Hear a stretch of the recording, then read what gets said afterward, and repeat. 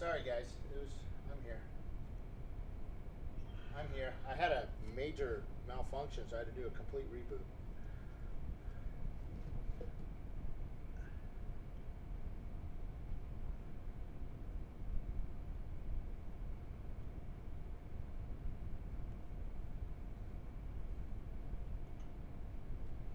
Can you hear me?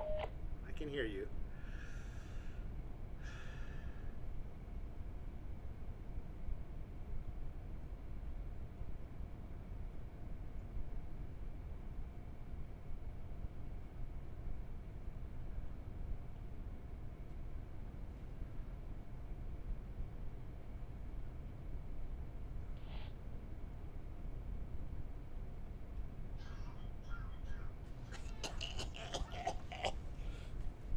Who's coughing? Is that Doc?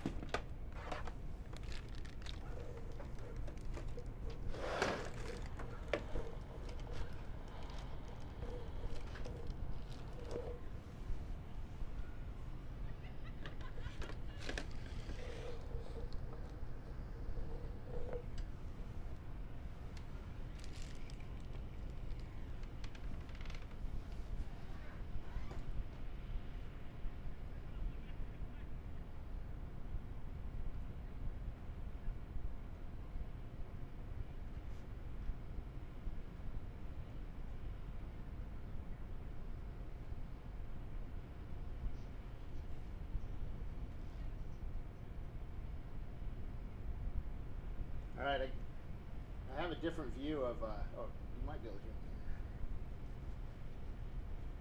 me. Tower Cam 1 has a different view now.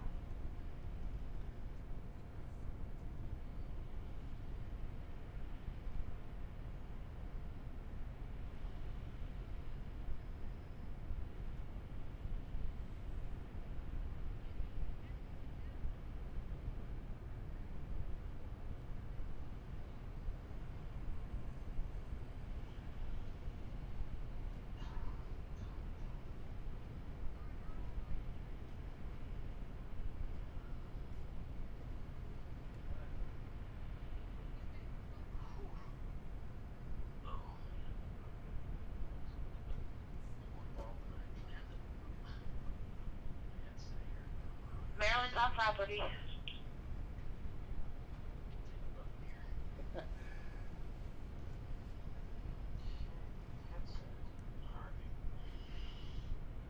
Okay. Back.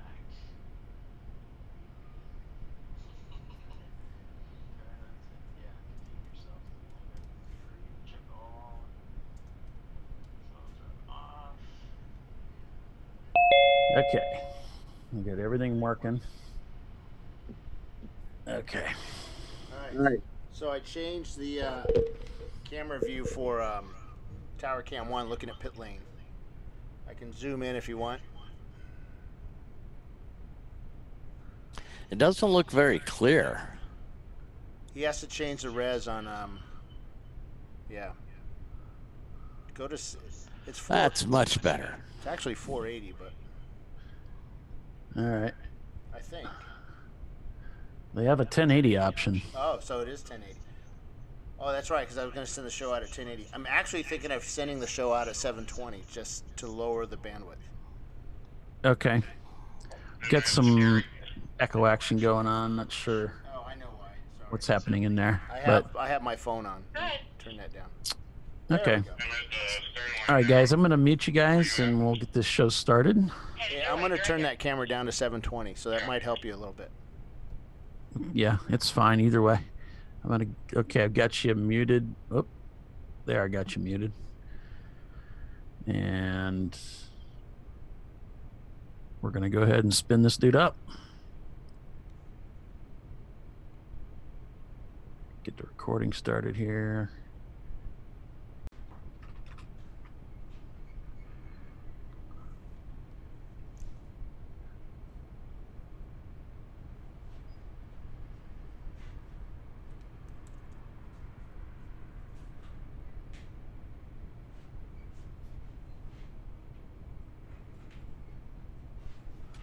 Okay, let's check some radio.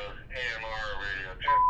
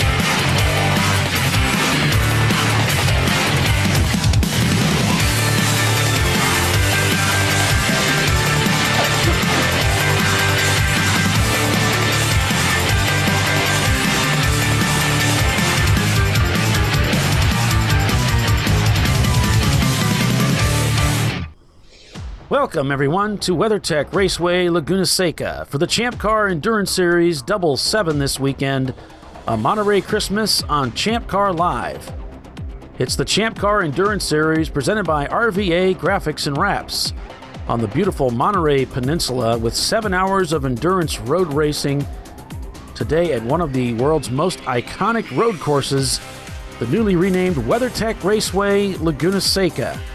Bill Strong, Doc Waldrop, and myself calling the race for you this weekend from this 11-turn, 2.238-mile road course with its world-famous corkscrew that drops 5.5 stories and 450 feet from the top of Turn 8 to the exit of 8A and 109 feet from 8 to Turn 9.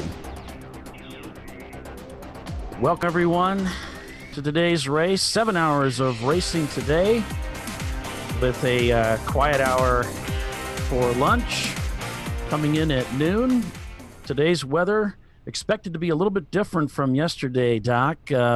We might get some of the wet stuff around noon, but let's talk about what happened yesterday. What happened yesterday? That was pretty dang exciting there. I mean, Van Winden came away with the win, but they squeaked by in the last half hour to take the lead from Flying Hawaiians and the two white guys. So of course they're going to have a margin of victory penalty today, but we'll see how they do. Arsenic came in a fine third. Had some problems with some of our regulars. The Uncommon Friends, they had to go home early. They were one of the 3 strikes and out on the sound violation, so that's a shame for them. Alchemy had some troubles yesterday. OB Prestige did pretty good. Both of their Honda Civics came in the top 10, one 4th and one in 8th place. So Mr. Angry did good, and their Miata, they came home in 5th. Team Octane in that Mini Cooper, that's an EC car, they came in 6th. Tooth had a pretty strong run, came in 7th. Pumpkin, that BMW 325IS, they had some problems early, but they came back to finish a fine 9th place. And Gunslinger's Miata is in 10th. So it's a pretty good race yesterday. Rusty Rotors, there's another team. Both their cars finished, one in 12th, one's in 14th. And Willwood, they came in 13th. Gunslingers, we mentioned. Apt Racing in that 535, that's a D-class car, came in 11th. And Blown My Wad came in 15th. So in their C-class, that's another BMW 325IS. So looking for another good race today. We'll see how the weather affects everything. So it's about time to go racing. Yeah, it is about time to go racing. Here's the pass at the end of yesterday's race as Van Winden Racing got by the Flying Hawaiians in the closing laps of the race to take the win yesterday. And there just wasn't anything that the Datsun could do about it. They just didn't have the legs to keep up with the more powerful BMW. Yeah, they saw him coming but couldn't do anything about it.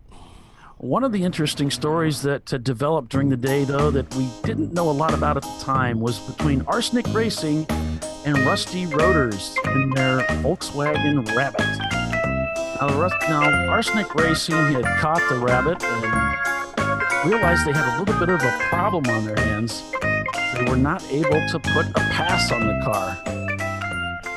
You can see he's made some ground here, and realizing now, well, maybe I can get him at the top of the hill here going into 7.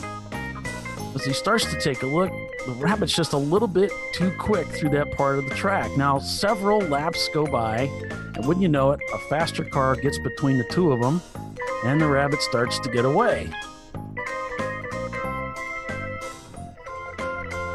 Well, as the catchy little ditty there, Polly. Well, as the stint continues to roll on, he catches up with the Rabbit again. Now going into the corkscrew, coming down in towards 9, he realizes, wait a minute, the Rabbit is a little bit weak going into 9. Maybe the next time I come through here, if I can get close enough, I might be able to put a move on him. Well, several laps later, just looks like he might be close enough to put a move on that Rabbit. Going into 9, there's his window of opportunity, and wouldn't you know it, pinches it a little too tight, round it goes, a big NASCAR-style slide. Tires are probably flat-spotted, and off goes the rabbit into the distance. But wouldn't you know, towards the end of his stint, who does he catch? That friggin' rabbit again. Onto the front straightaway. Thinks maybe I can make the pass on it here. What happens? No third gear. Can you believe it? I mean, he's got to be thinking, what do I have to do to get by this friggin' rabbit? But unfortunately, he's reached the end of his stint. He has to bring the car in, hand it off to another driver, and that is, as they say, another rabbit that got away. That was awesome. I love that story, man. It was a lot of fun putting that together this morning. But yeah, just a crazy story. And we've all been in that situation where you've been frustrated. And I don't even think they were racing for position. Rusty Rotors was down the running order, but that's just one of those cars you just could not seem to get by. But yeah, we've all been there. And we'll most likely be there again. Yes, indeed. On board with Willwood Racing out here this weekend. They actually had a really good run yesterday, and could expect more of the same from them today, but they don't have a roof on the car. Now, I've driven a Miata in the rain without a roof. It's really not so bad. So I don't think the rain's going to play as big a factor into how comfortable their driver is, but we'll see. We'll see what happens with that. Some of the other teams we got out here on camera, we got Arsenic Racing again. We'll see if they if they meet up with that friggin' rabbit again. See if he can get by. It's the same guy. Who knows? It could happen again. But yeah, Arsenic Racing out here, they finished third yesterday. They had a strong finish. They didn't really have enough to deal with the Flying Hawaiians or Van Winden Racing. They were down, I think, a couple of laps by the end of the race. But definitely a huge threat for today in their Miata. And then we've got Alchemy again, who really had a terrible day yesterday. They were okay until they had contact with another car heading into 7.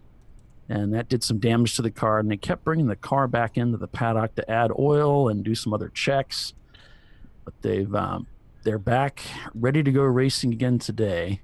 Yeah, another car that had some problems reoccurring through the day was one of the Tuttle 108s. So he had a problem with the lower control arm, and they had to stop often to tighten that up. Right. We've got a camera working in the Flying Hawaiians machine today, so we'll be watching them. And we've also got the Tuttle machine. Camera. Yeah, what's that, quick, Doc or Bill? The Tuttle machine. I talked to Brian this morning. He said he's really ready. They work late. Oh yeah, he talked. Yeah, so he said he's ready, and he wanted to know why I wasn't fired yet. That's a good question, Bill. I believe the Tuttle machines, I got a notification. I think their cameras are up today. Yeah, they're we'll be following along with them. We should be able to bring them in. Maybe this depends is on if he's going to be nice to me or not. Auto Spec Racing. We're on board with them. They've got I like the signage they got on the dash. That's nice. You got to start somewhere. What does it say? Auto Spec Racing. It's got the name of the driver there. It's like Ethan Anderson. Gotcha. And it's just a piece of paper duct taped to the dash. Yep, got to start somewhere. That's right. So. Hey, we appreciate them putting a sign up there. At least we know who we're in. That's right. That's right. There's the cars lined up. Yesterday, we started a little bit late. I got a feeling we're probably going to start closer on time, but it's 5 minutes till. The cars haven't left the grid yet. So, I don't know. Maybe not. Maybe not. Yeah. It's that California laid-back lifestyle. Right. Oh, we're not allowed to actually start the engines until 9. Oh, that's right. Yeah, they're so hypersensitive to their sound issues here. Of course, if you want to follow along with your teams, the timing and scoring, you can do so from racehero.io. And check out timing and scoring there. You can pick up, they have a free app in the App Store, the Google Play Store. So either one of those will work for you too. Just a Yeah, quick, it's a pretty handy little application there. You're able to expand it, see when their last pit stops were. You see a bar graph of where their lap times are. Yep, and of course, if you'd like to find out more about the Champ Car Endurance Series, just head over to champcar.org and check us out over there. Of course, after today, it's our next race. We take a weekend off, and then we're at Sebring International for a double 7. Doc will be there. Yep, I will indeed. What did he say? 3 minutes?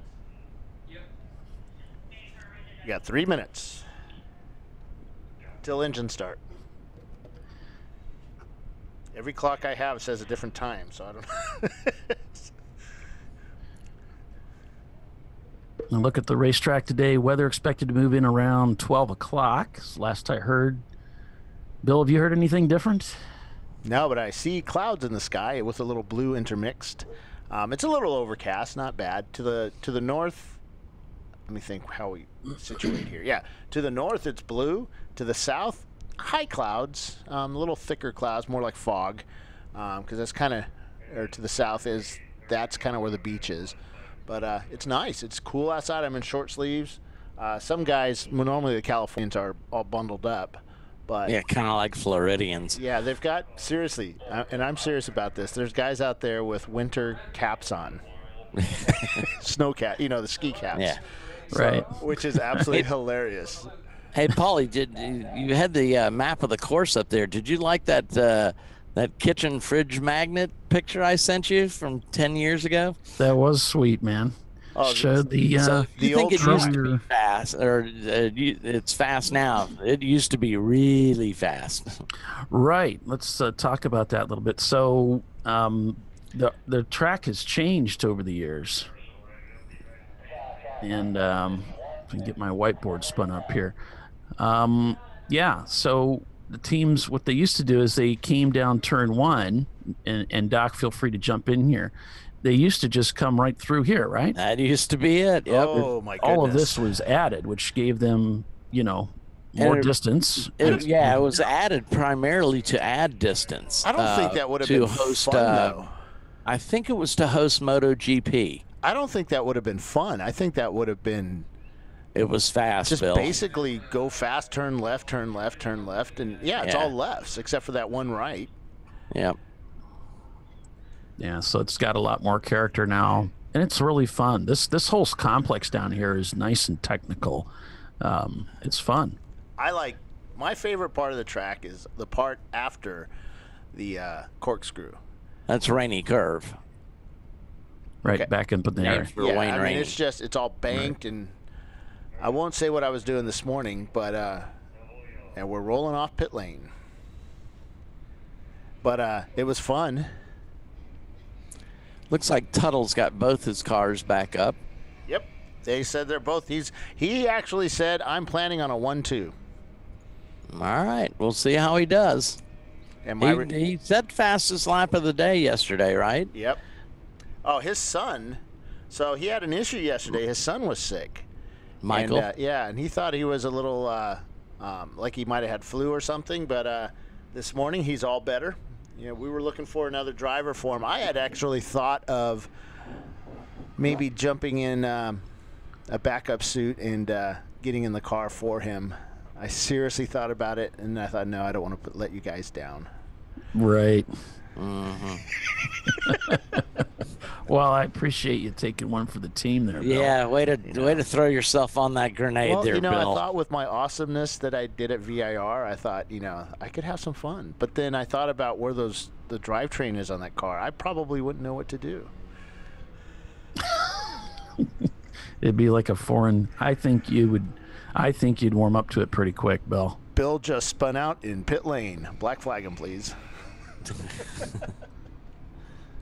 Doc had a situation at the end of pit lane at Daytona one year. Yeah. Well, yeah. I was actually out on the course. I had made it that far. Oh, okay. Yeah, I hadn't made the first turn yet, but Was it wet that day?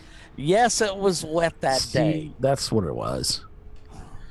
At Sebring, when I Lovely. spun there, it was wet. Lovely rain. Was that during your fast lap?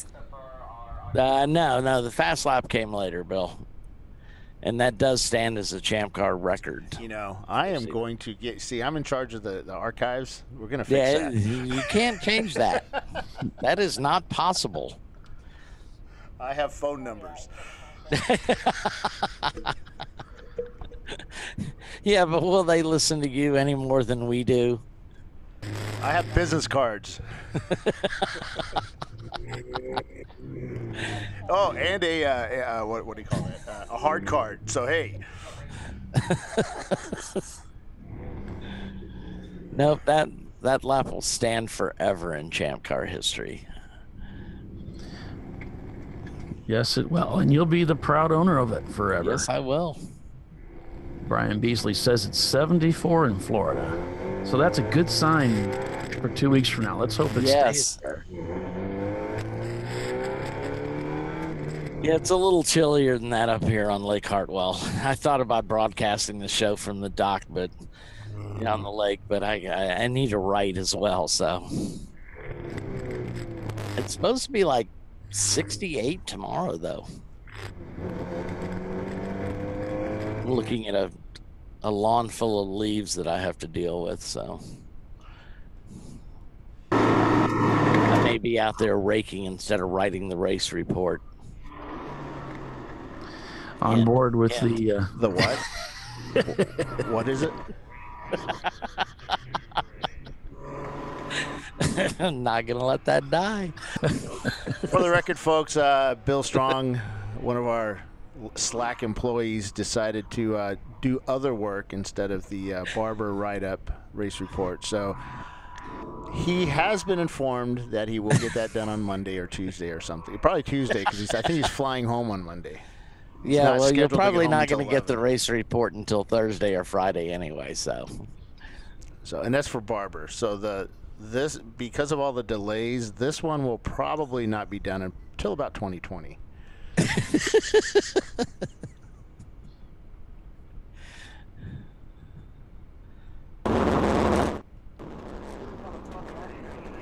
Alchemy on board with Alchemy Autosport again, team that certainly didn't do as well as what we would have expected. I'm sure what they would have expected. So look for them to be strong today. It's a tough team. They're putting an awful lot of oil in that car, though, yesterday. They're sponsored by AMSOIL, so I'm pretty certain they get it for free. Autospec Racing replaced an engine yesterday. They got started out pretty good, but then ran into some big problems with the lump under the hood. So they replaced that under the hood. So back out on track today. I may have to name an engine Lumpy. I have mine color coded right now. That's so boring. Just up ahead, the lone Mini Cooper out here this weekend. As they come almost to a stop, getting ready to make that turn onto the front straightaway.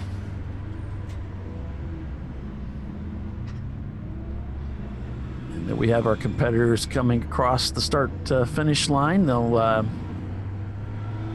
take another lap.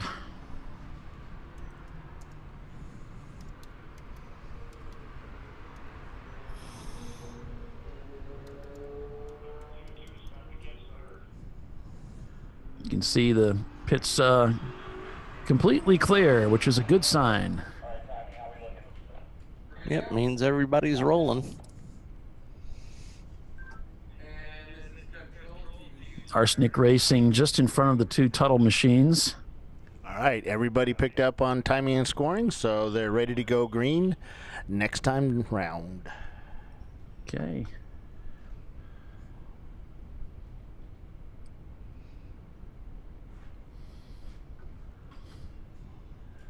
Chris has that pace van tires maxed out around the corners.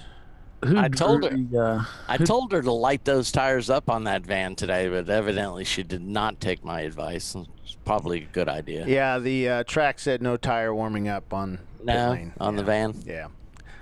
She I put that thought you line. might She put power that. jack that thing. Well, she you put know? that line lock in place and just floored it, and is Willwood leading the race right now? Are they on pole? No, I think that's the Okay. 94 Volvo. I think. Who's on pole? Oh right yeah. now? Who's on pole right now? Pole. Who's at the front? The 94 had that's Brothers in Arms. They It is 94. that was the team that found themselves stranded, and then like a lap later they lost a wheel. They came back in, got that fixed, and then they realized brake pads. brake pads they can't use, off the shelf brake pads from Napa or But something. they're ceramic. But it's all right. It's a learning experience for these guys, and Yes. you got to think back when we first started racing. Did we know everything? Hell yes. I mean, no, we didn't. Well, the other folks that have some brushing up to do is Canyon racers. They were caught on pit road many times in various violations. In fact, I surmised at one time that there wasn't a single pit road rule that they didn't violate. So we kid Well, because we care, They guys. can get it all out of the way in one race. Yeah. one race, If folks yes. along pit lane are listening, you need to not stand on pit wall, please. The track will shoot you. They're pretty strict about sound and evidently standing on the pit road. All right. Well, that pretty much goes for every track. They don't want you Yeah. standing or putting anything on that pit wall. Van is on Everything's pit lane. fine. Van is on pit lane. We're getting people already passing people before they even get on the front straightaway. That's how I do it. Get it done early. Get it done early and often. Kind of like your Christmas shopping. Here we go, here we go, here we go. And green flag racing here at WeatherTech Laguna Seca.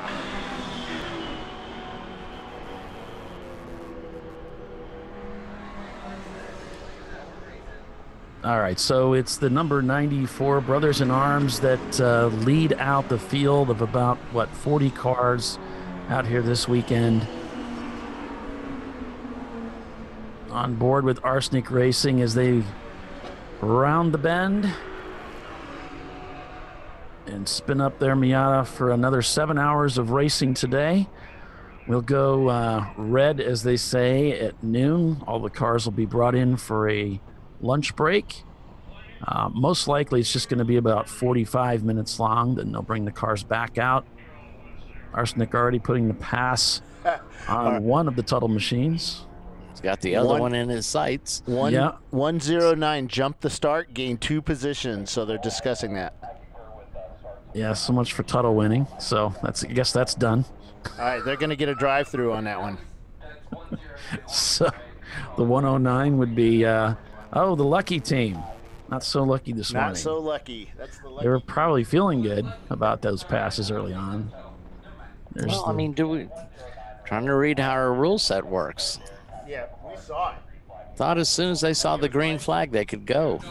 Yeah. But do they have to reach the start-finish line? I'm willing to bet his guy said, hey, the pace car's in, green, green, green type thing. And, one of the orange cars is smoking again.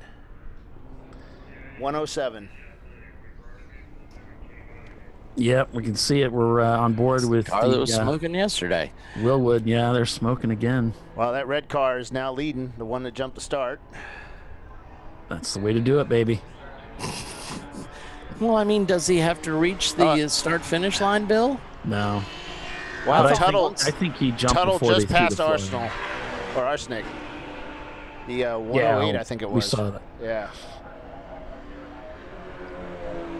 We're on board with Arsenic right now. They've got Alchemy just up ahead. Alchemy goes to the brakes as they dive into 11. Back onto the front straightaway. Well, both Tuttle cars got good starts. There's one of the Tuttle cars going by on the front straightaway as they head through turn 1, down into 2.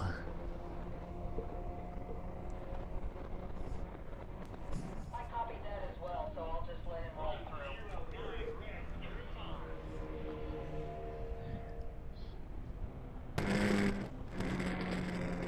On board with Arsenic Racing, the team that finished second out here. But it is the 109 leading the field to the stripe for the first lap. Tuttle Motorsports shown in second with the 108 car, and Arsenic Racing in third already. But the 109 is going to get a drive-through penalty for jumping the start. Right. Even though this is Champ Car, we still have rules. We certainly do. It looks like the Tuttle car putting a pass on the Lucky Machine. Looks like they'll pick up the lead this time by nice clean pass into turn 7. Brian is out for blood today. He wants both cars first and second. I mean, he has put every top dollar part on those cars, including one of them, the oil. That's Brian in the lead car, the 108. I believe his son is in the 107. Has to check up his Arsenic Racing as they have that, looks like a BMW just ahead. That's the Lucky Machine. Oh, it might not be a BMW. No, it's a BMW. It's a Mitsubishi. Oh, yeah, it is. It's the red BMW. Okay. With the creative exhaust system. A little trouble going to third again with Arsenic. The BMW gets a good run out of 11. Passes them on the front straightaway. They begin to duel as they head into turn 2. Arsenic back down the inside for the pass. Tight up against 2. Nice apex for 3. Heading down towards 4. Checks his mirrors. Lines up for the optimum line through 4. On the power early as he heads under the Cooper Bridge. Very quick through 6 here. Using all the racetrack. Through 5, rather. Under the Mother's Bridge towards 6. He's clean downshift. On the power early, lots of grip in that corner as you progress into the corner. Up to 4th. No downshift. Just wings it through 7. Talking to his team now. Couldn't hear what was being said there. Heading up to the corkscrew. Into 3rd gear he goes. Nice apex. Great, really good job on the clipping points there as he goes into Rainy. 109 just pitted. So the 109 is in for their infraction. I'll spend a little bit of time being congratulated. Sounds like 107's a heavy smoker. So where is 107? And it looks like the Tuttle Motorsports machine has checked out. 7.3 seconds that first time through, second lap here.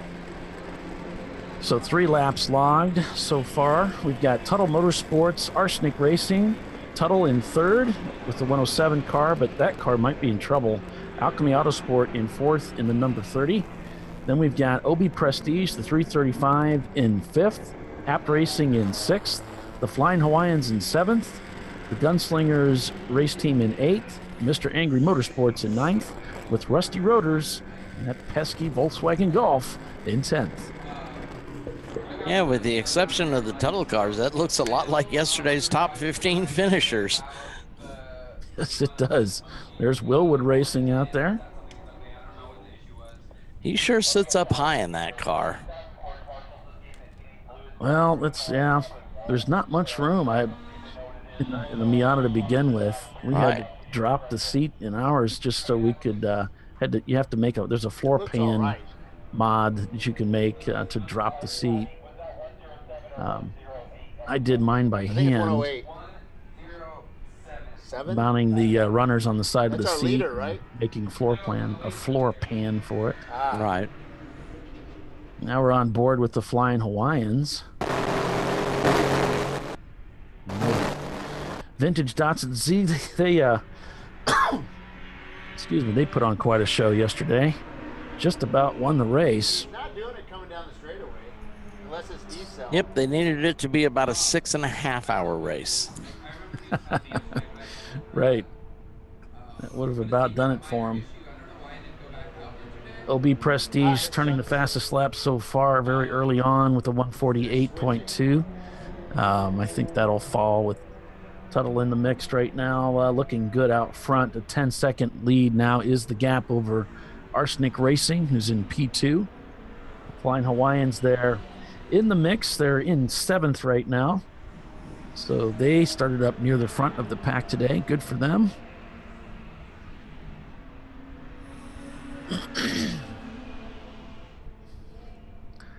A look inside of Auto Spec Racing.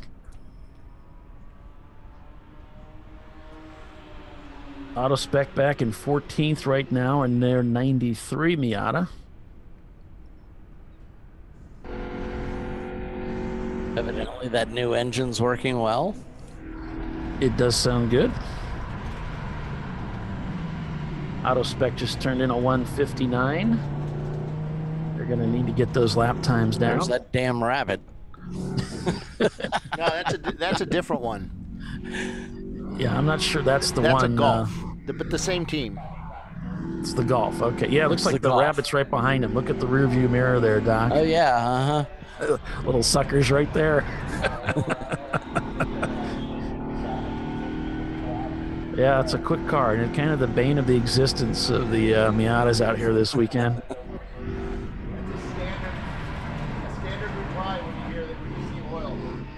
Heading into turn 6. I wonder if our Scirocco's back today.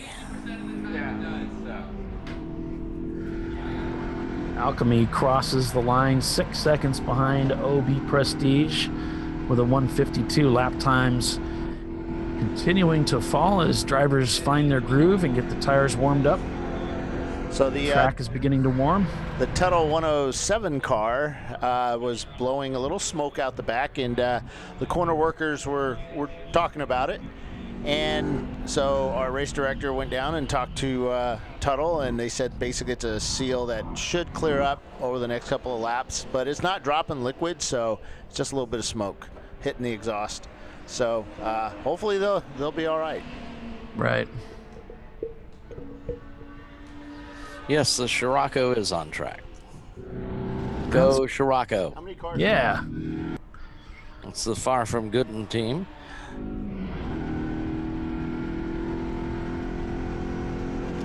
Lucky has dropped all the way back to 22nd place with that stop and go penalty for jumping the start.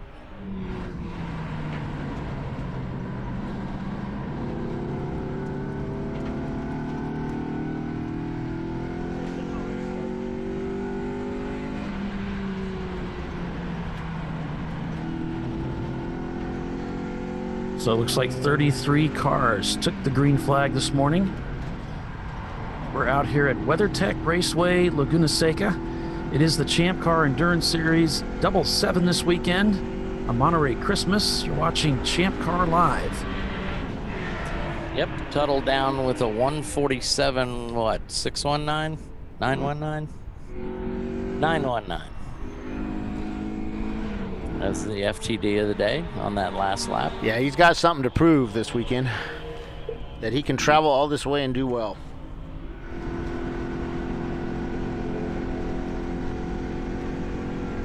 Looks like our official start time was 9:08.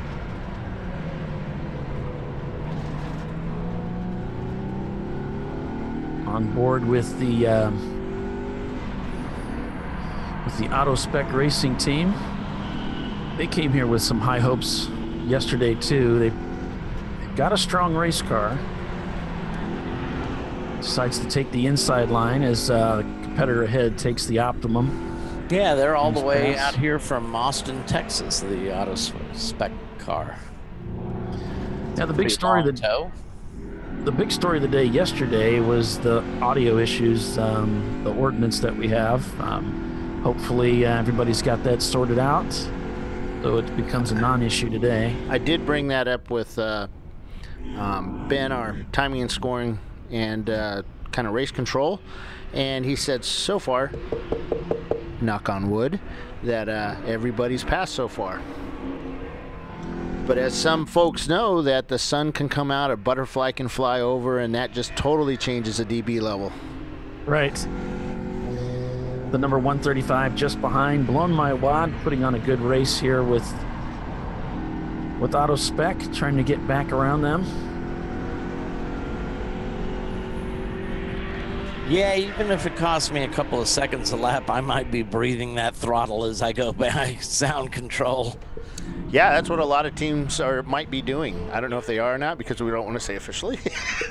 Yeah. But yeah. It'd only be smart racecraft. Yep. Yeah, because it's you better. Think you're close. Yeah, you can't win it when you're on the trailer. Yeah. Well, unless you're the last guy on the trailer. So why do we need to know the official start time? Because that's when our stints start. So maximum stint time in our series is 2 hours. And if you can go 2 hours on fuel, then you can officially start stop your stint, come in pit lane at 11:09. Or sorry, 11:08. So that's why we let you guys know when the official start time was. Now we do finish exactly at what time? 4:45 today? Yeah, depending on what we do during red. Yeah, it's a 45 minute red, so it's to be the exact same thing as yesterday. On board with Arsenic Racing, they're in second spot. They've stretched out a minor lead of about a second and a half over Tuttle Motorsports, so they're right behind them. But boy, the 10 Arsenic is in third spot. OB Prestige has put a pass on them. So it's Tuttle Motorsports, OB Prestige, Arsenic, Tuttle Motorsports, Alchemy Autosport, the Flying Hawaiians, Mr. Angry Motorsports, Apt Racing, the Gunslingers Race Team, and Team Octane in their 07 Mini Cooper. They are in 10th. Yeah, the top 5 or 6 have really pulled away from the field right now. But Alchemy is catching the 811 car pretty quickly and probably will make a pass as they go into turn 1. The 94 is down on pit lane again. They may have run out of brake pads already. Boy, Arsenic really in the mirrors, really feeling the pressure from that orange Mitsubishi right behind him.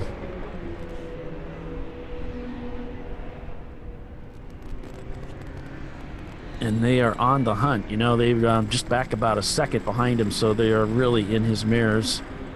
There, he looked on the left there for a second. Yeah, he's just waiting for that Mitsubishi to uncover something that he's holding close to his chest. Michael Tuttle in car.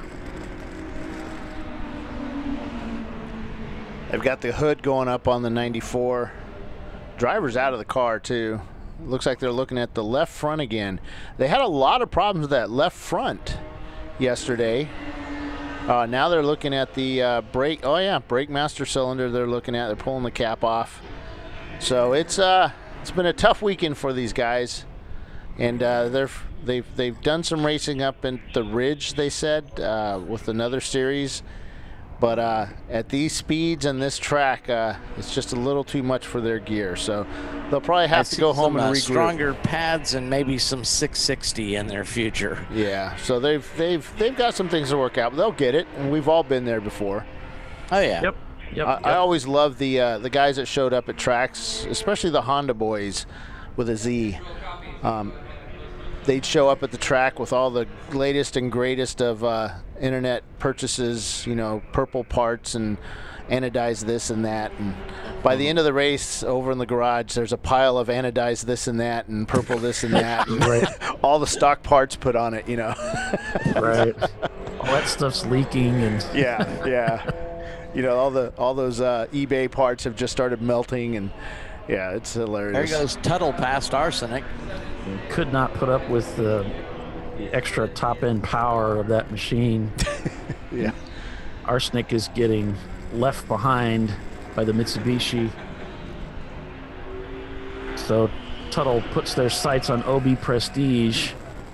Now that's Yeah, that's the bird of car 76 coming to you. 22 seconds black back is for? Tuttle from their overall leader's sister car, the 108 car. Just set fastest, the FTD of 145.3. 76 is getting black flag for mechanical. Getting meatballed.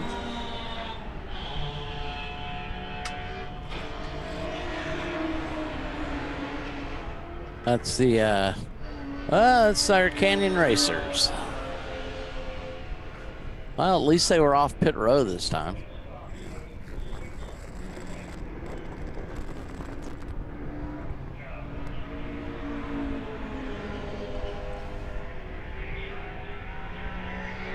Hey, Vern Baker's on board. Hey, Welcome. Bart. Checking in on Willwood Racing. Wow, that Mustang is really quick this morning going down the front straightaway. Willwood's dropped 22 spots. They find themselves in 30th right now. Not sure how accurate that is, but that's where they're at right now. Back in 30th, they're out at the back of the field. So they've got some work to do ahead of them. On board with Alchemy. Chance Barden's on board with us. Matt Tirico again. Mark Dubé. You let me know when Bethany Barden comes back on, please. All right, we'll do. Okay, thank you. Hey, Vern, I got some bad news, buddy. The GoPro quit during your stint from Barber. In fact, it quit and didn't work the rest of the day. We had all Sunday, so naturally we have my mistakes. So Alchemy Autosport in 5th right now. 76 is now leaving pit lane after fixing whatever was broke on their car or hanging. The 94 car, the right side of the car is up in the air. Looks like they're going to be jacking up the left side now, the front. Yep, they're taking the wheel off on the left, so they might have already used their brake pads up today. That's insane, though. Why would they? It'll just be a couple laps. So. Yeah, they may have a leak on a, because those pistons when they ran out of pad last time, those pistons are just way out there, and that's when you start getting leaks in the rubber, and yeah, craziness happens. So usually we never let our brake pads go down to the backing because that just causes other issues. Well, if the caliper is older, that's where the rust in the pitting is. Yes, It yes. starts bringing all that into the seal, and then when you compress them to put new pads on, they stick. Yeah. So Yeah. they may be having some issues there as well. Just like you said, once those pistons go out and put them back in, if they're not new or Yeah. newish, that's when you run into trouble. Yeah, that's why it's a lot of times we'll just pull those off, stick another set on, and then put we'll hone it all out, make sure it's all nice and clean and smooth, and then put a new rubber around the piston, and we're good. So Flying Hawaiians and 2 white guys, and they're Datsun. I don't think that yours. So It's there number 82. is It's a red 77. Miata that just went down pit lane and stopped. It looked lost. Do you know what number that one is? Is he still here? Is this mic on? Doc, Yeah. are you Doc, you alive? Yes, I'm alive. Did you fall I'm not asleep? responding. I'm not talking to you.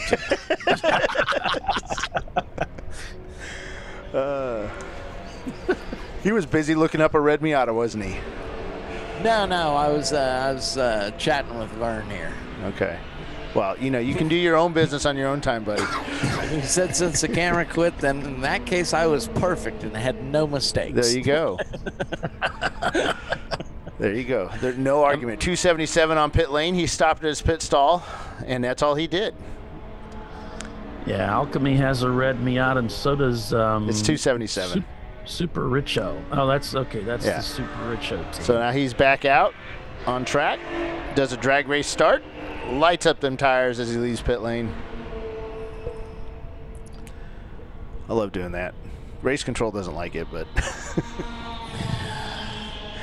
gotta get some heat in those rear tires so I don't spin out on pit lane.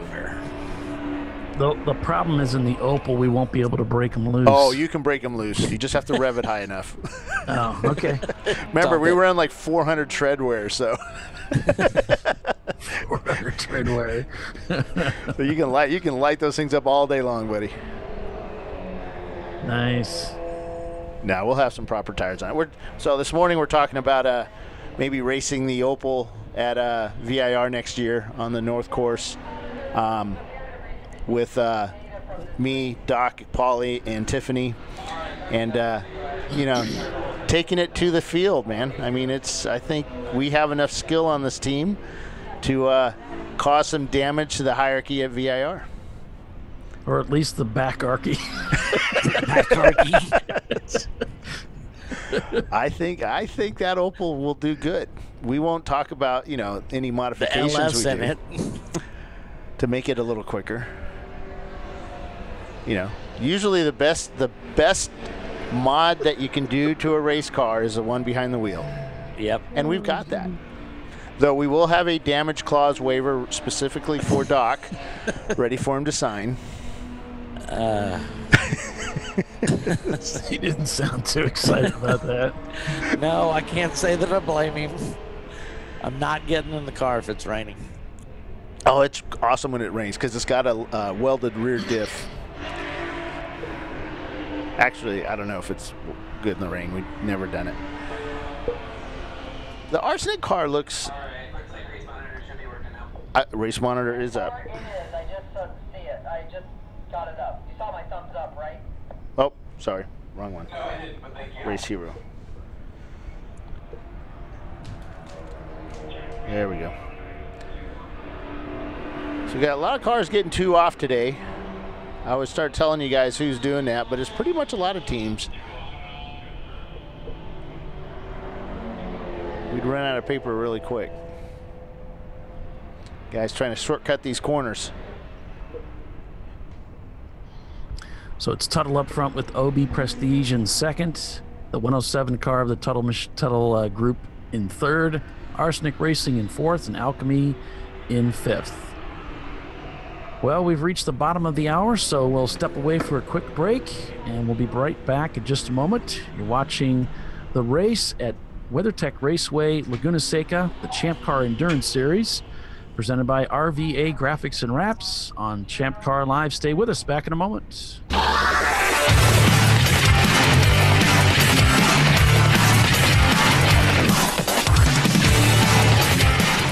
In 1977, Bill Wood set the standard for high-performance brakes. Today, every Willwood product is born from racing technology and is proudly manufactured in the USA. Engineered, designed, rigorously tested to deliver unsurpassed control on and off the track. Whether it's for cruising or absolute performance, Willwood has an application for the ultimate stopping experience. Race-proven, street-ready, drive Willwood.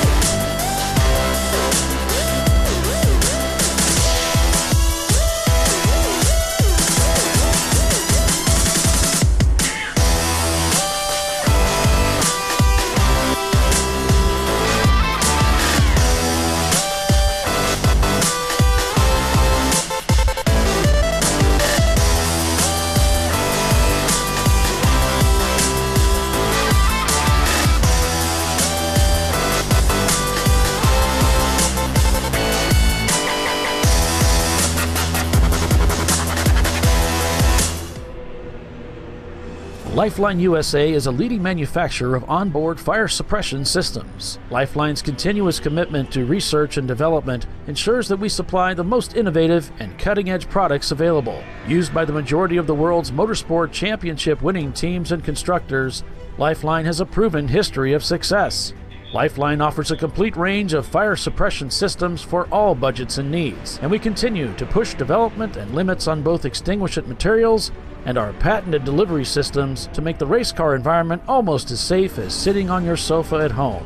Every kit has been designed for a professional and simple installation. For more information and to purchase your Champcar fire suppression system, Go to www.lifeline-fire.com. Discovery Parts is a veteran-owned racing and safety equipment company located inside Atlanta Motorsports Park in Dawsonville, Georgia.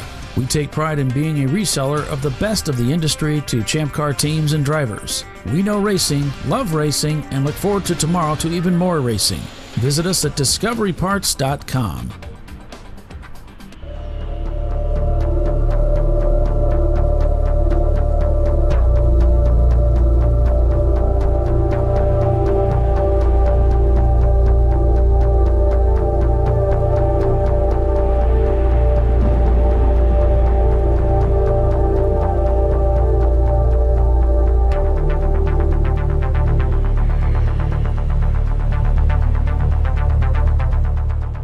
You know somebody that gets hot? Cool Shirt's personal cooling systems are designed to keep you cool and safe in hot environments. The football shirt is worn under the shoulder pads for total player comfort. For race car drivers, Cool Shirts offers a driving cooling system for virtually every racing application. The multi-person cooling system is designed to meet the demands of the firefighter in rehab. Cool Shirts offers a variety of designs for anyone who gets hot. Cool Shirt, the worldwide leader in personal cooling systems. Race to your phone and become a winner. Champcar Endurance Series is sponsored by RVA Graphics and Wraps, a custom graphics shop that specializes in the design and production of the best quality made-to-order vehicle graphics. And by Lifeline. Lifeline uses the latest technology in motorsport fire suppression and extinguishing and is the leader of in-car fire safety systems using Novec and Triple F foam. And Willwood Disc Brakes. Willwood Engineering is a global leader and manufacturer of high-performance, original equipment disc brake solutions. And Cool Shirt Systems. Cool Shirt's personal cooling systems, vests, and garments offer comfort, safety, mobility, and durability when performance matters. And Maxxis Tires. Maxxis Tires International is committed to delivering high-performance, affordable tires to the world. And Frozen Rotors. Premium cryogenically treated brake pads and brake rotors by Diversified Cryogenics. And OMP Sport, one of the world's leading manufacturers of safety equipment and tuning accessories. Just about ready to go back. And by Racing Radios. I will the leader in racing communications worldwide, providing quality and affordable communication systems for racers and fans alike. And DiscoveryParts.com, offering the best in auto safety racing apparel. Back here live at WeatherTech Raceway, Laguna Seca for the Champcar Endurance Series 7 this weekend. A Monterey Christmas on Champcar Live. Paul Veltsum, Doc Waldrop, Bill Strong. We're missing our cohort here, Tiffany Alexander, this weekend. Yeah, she's at Barber Racing. Yeah, okay. And just track it day. Well, I hope she's having a lot of fun, so... Well, if the weather's cooperating, I'm sure she is. So taking a look at how things have progressed since we went to commercial break, Total Motorsports continuing to check out. They're 25 seconds in front of OB Prestige. Now, they've turned up their game a little bit. They both ran a 149 that last lap, and the sister car, the Tuttle machine of the 107 car, turning like lap times with Michael at the wheel of that smoking Mitsubishi. Arsenic Racing up to 4th with Alchemy and Flying Hawaiians both setting their fastest lap times of the day so far. Hey, your little buddy's on Facebook there, Bill. Who's that? Troy. Ian? Troy? My little buddy. He said it, Troy. He said it, not me. We're just going to start calling you Skipper. Bill. Yeah, I have to be nice to Troy and about his lack of height. Yeah. It's my New Year's resolution. Ah. I will call him the big guy. The big guy. Arsenic Racing in 4th spot right now, 8 seconds back from the Mitsubishi of Tuttle Motorsports that passed them a little bit earlier. Right now they're watching Alchemy Autosport, also in a Mazda Miata, about 27 seconds back. The two cars turning like pit time, lap times. So we're green this morning. I don't think we had any full course cautions yesterday except to bring everybody in for the lunch break. I believe you would be correct, sir. And doing hot polls this weekend, so we can expect more of that today. I mean, compared to Barbara, we hardly had any any tow truck activity at all.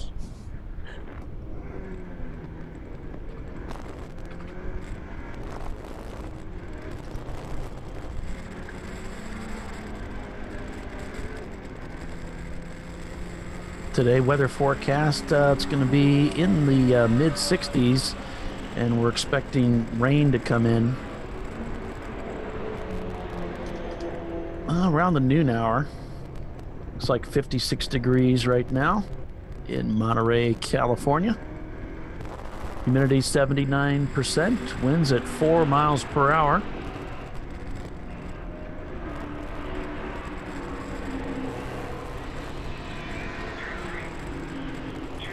Arsenic's out there kind of by himself.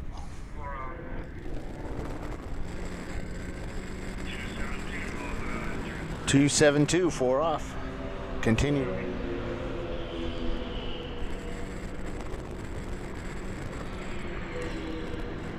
That's one of the Rusty Roaders. It's that Golf.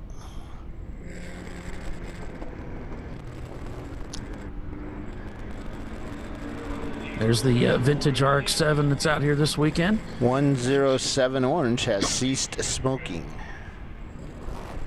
Again, an alert about the Tuttle machine, our 3rd place car. Trying to chase down OB Prestige, currently in 2nd. Let's see if they'll be able to do that.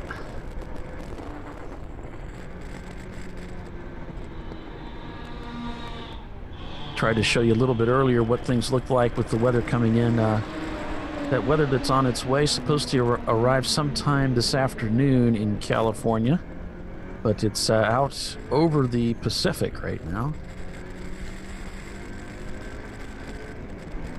Winding up through the gears is Arsenic Racing.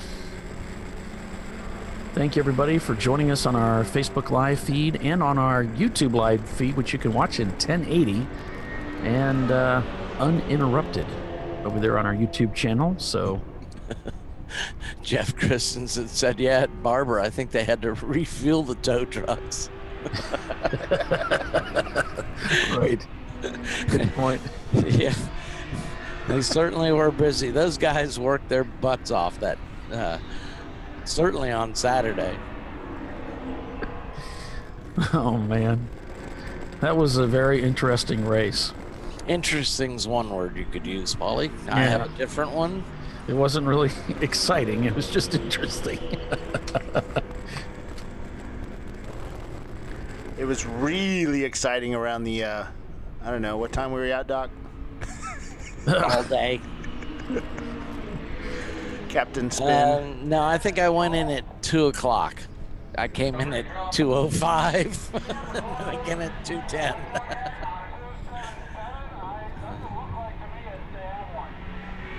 277's window net may have fallen down. No, if it has, they're going to be brought in. They can't be out there without that, you know. I'm not really wild about those mesh window nets because on a black car, they're hard to see.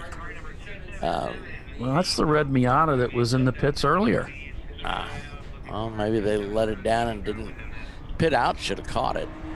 Well, it may have been up, but they didn't have it, you know, may have bounced down or something. Yeah, we've had... Well, again, those mesh ones, I find those awfully hard to see sometimes. Yeah, and that's why, you know, it may be easier for your driver to see things or whatever, but, you know, It's always good to have something that's obvious that the corner workers can see that it's a safety item, that it's there. Yeah. Yeah, maybe, I don't know, if, I guess you could always put a piece of, bright tape on it or something so they can see it's up. Ours has a sewn-in patch on it. 277? Well, you know what, though? We tried both. The obstruction was a little, the view was a little obstructed for that rear view mirror in the Miata, and we had the traditional big band webbing. Right. We went to that mesh type. It was actually worse. It made it worse. Yeah, 277 mechanical, no net. So red Miata. We ended up going back to the other net. Yeah, I like the big nets. I mean, and of course, an E30, the window is much larger than a Miata, so we have a nice clear gap to the mirror. Now, we're on board with Flying Hawaiians, and they've got one of those mesh nets up, and that one looks pretty good. That one looks fine, yeah. It's easy to see through it.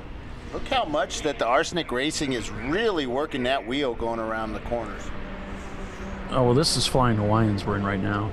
Oh, sorry, I have the wrong screen up, sorry. Yeah. But yeah, that window net looks fine to look through, but again, it's sometimes hard to see those nets, it seems to me.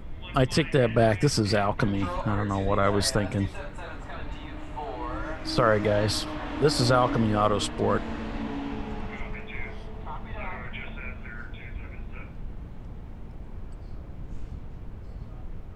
This is the team that had a rough go of it yesterday. Some contact going into turn 7 with another car. Did quite a bit of damage to the front of the car. They got back out, but they had to keep coming into the pits and behind the wall to add oil. They were doing some checks, doing some math. Turned it into basically a test day. Yeah. There were slide rulers. There was compasses, protractors. Protractors. Yeah. There's a lot going on there. Some French curves. Oh, we won't. I'm sorry, we're not supposed Let's to talk about French her, curves. are we? Wait, is this PG or G? I'm trying to remember.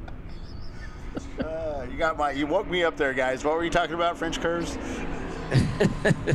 Because I love Le Mans. Alchemy trying to loosen up that wrist. That's definitely a problem that some drivers have, myself included, with a little bit of wrist fatigue. On board with the Flying Hawaiians now. There's exercises you can do to increase your wrist strength. Right. All joking aside, I've got something that Tyler Pedersen sent me that's real good. I'm afraid to ask. No, it's legit. No, it's legit. It's real. I kid. Yeah. Quick links to websites, things like that. Yeah. I'm gonna get my. I've got it. If you guys are interested in getting that information, I'll be happy to forward it along to you. It is a YouTube video, but it's by one of those orthopedic guys, and he gives you all these exercises to use to strengthen those wrists back up. If you get a little bit long in the tooth, like myself, then some of that atrophy starts to set in, and you got to do some exercises to keep yourself fit. Yeah, I have some problems with my wrists simply because I broke them so many times motorcycle racing. I have all the bones fused together, so they get a little stiff sometime. Brian, of course. Strengthening with French curves, question mark. Every chance I get. Here we go. It's going to go downhill early here, folks. I'm just staying out of this conversation because I really don't want to go to HR on Monday. You're going to HR anyway on Monday. They've already got you scheduled weekly. It's a reoccurring appointment. Yes, exactly, a reoccurring appointment. 23 laps turned so far this morning. Tuttle Motorsports, 33 seconds out from OB Prestige in the lead of this race.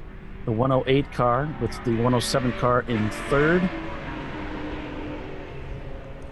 Arsenic and out. 272 Silver on and off the track. He's back running. What was that, Bill? 2720 is on and off the track, and he's back running. 2720. 0. Wait, that's too many numbers. 272. Oh, okay. There we go. There must have been an echo. Okay. 272 is Rusty Rotors. Don't question me. And that Volkswagen Golf GTI, which I always thought would be fun to race. Well, Volkswagen had that national series a couple of, what? Gosh. Decades ago. 7 or 8 years back, the TDI Cup. Oh, yeah, that. I thought you were talking about the Rabbit Cup or the Playboy Cup. Oh, jeez. You're going way back. That's like the Renault Cup. Remember that with the alliances? Yes. And then the cars? Well, yeah. Well, I was at Le Mans. And one of the opening in '91, I think it was. That one of the opening races was Renault 208s or whatever, spec race. And there were some. There was sort of like the Long Beach Grand Prix where you had the celebrity race. It was like that, and they had. I remember Senna was in one car. And there was a couple other drivers in them. So it was real fun watching those guys just wheel those cars and bang doors and. Well, the Alliance Cup and the Le Car Cup that the Renault had here in the States. I mean, they used to get huge fields. 272. He went off and on again. Uh-oh. Well, if he goes off again, guys, he's probably going to get called in. Yep. If he goes off within a short period of time, that's the policy. They'll just bring him in to check on him, make sure everything is okay, and yeah, they don't want to see that over and over and over again. He might be one of those believers in not using the coward pedal.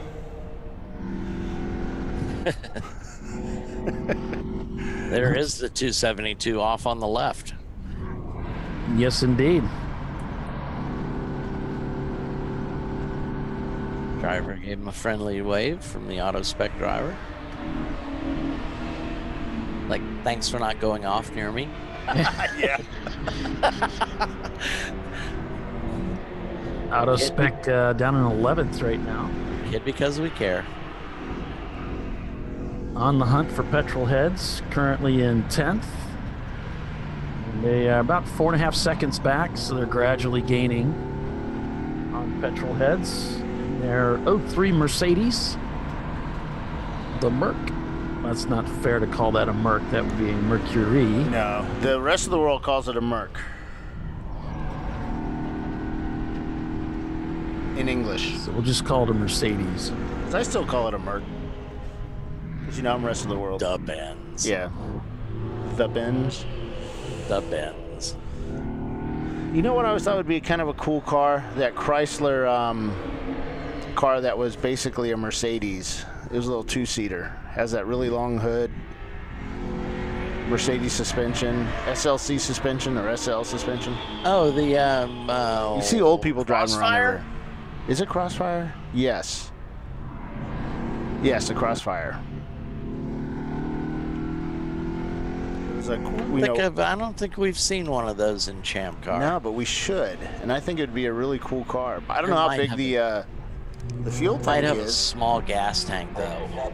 It's got a V8, I think. So Ray Frank, listening in over and watching on our YouTube channel, says, do you need a workout? Stop by the body shop sometime with a sanding block and 80 grit, and we'll fix you right up. We'll strengthen those wrists up. Free workouts. Bring from carbon Ray Frank. fiber. Thanks, Ray. Thanks, buddy. Bring carbon fiber.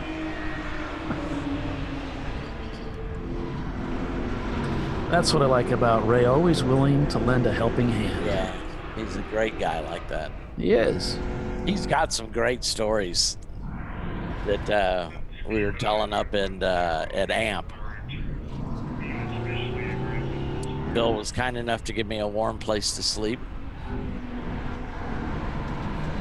Auto spec continuing to reel in petrol heads. About 3 seconds in the rears now, and just up ahead. 108 being way too aggressive. That's our overall leader. It's turned to 144.6 there. Set the FTD. Aggressive? Say Hard it to ain't believe. so. Well, that would be can get you into trouble. Even though you're the leader, you do have to be careful. most likely that's Brian. Yeah, I know. I know. Good guess. Yeah, it doesn't really matter who it is. It's the rules are the rules. Yeah, he already has to have his car teched every race for his issues he had last year or earlier this year, or was it last year? It was last year. Yeah, last year. So he may have to sit in a driving school every, the new driver school every time he comes to the track next time. That would be funny. Yeah, he fell afoul of the community back in Sebring of last year. Well, I don't think you have to blame the community. He fell afoul of the rule book. So Yeah. it had Well, nothing it's to do with not the blaming community. the community. The community got upset, but it's Yeah. the rule book that's ultimately in charge of what happens here on track. So that's what he fell afoul of. Basically, he got caught, and that's it. I should say he incurred the wrath of the community. Yeah, well, he didn't. He loves that kind of attention. Yeah, so. I know. Still reeling in gradually petrol heads in their Mercedes. Let's see if we can figure out. Oh, he's lots quicker through the corners. Let's see what happens now. It looks like he's going to be right on his tail here. Might swing out for the pass going into 11. Not quite close enough. I was going to say, let's see if we can figure out where he's faster, but he's definitely quicker through Rainey in the turns. Mercedes leaves him on the straightaway. Mercedes has got the ponies under the hood, but AutoSpec and their Miata, they've got the grip, they've got the handling advantage. Down into turn 2 here, through 3. Chances are they're stopping a lot less mass too. Oh yeah.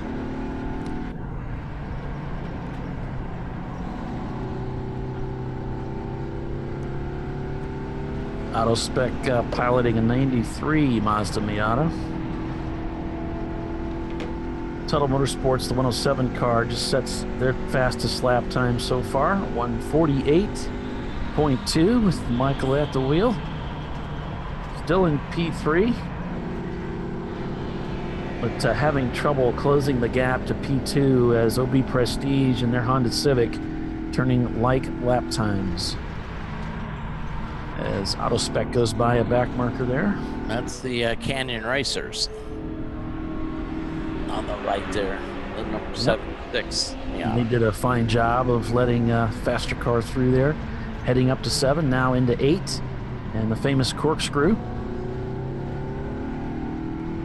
through 8A towards 9. Not near as close to that Mercedes as he was last lap. Yeah, he might have given up a little bit to make that safe pass going into 7. Are you playing the race down there? Oh, okay. I just heard the echo, and I'm like... Tries to make it up a little bit going into 11. Yeah, that's all right. Seems to do so.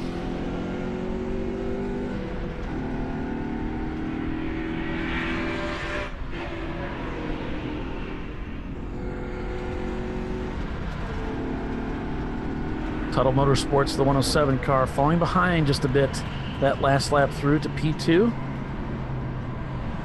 So right now, your top 10, it's Tuttle Motorsports, the 108, then OB Prestige in the 335. Then it's Tuttle in the 107 car, Arsenic Racing in the 116, Team Octane in their EC-classed Mini Cooper is 5th.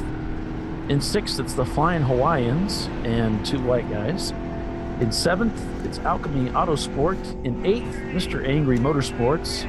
In 9th, it's Sweet Spot Racing.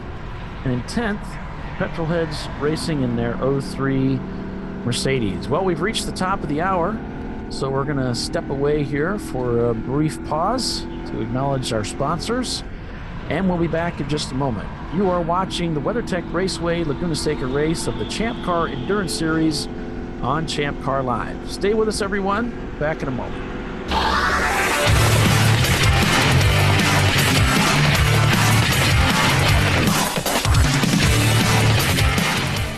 1977, Bill Wood set the standard for high-performance brakes. Today, every Willwood product is born from racing technology and is proudly manufactured in the USA. Engineered, designed, rigorously tested to deliver unsurpassed control on and off the track. Whether it's for cruising or absolute performance, Willwood has an application for the ultimate stopping experience. Race-proven, street-ready, drive Willwood.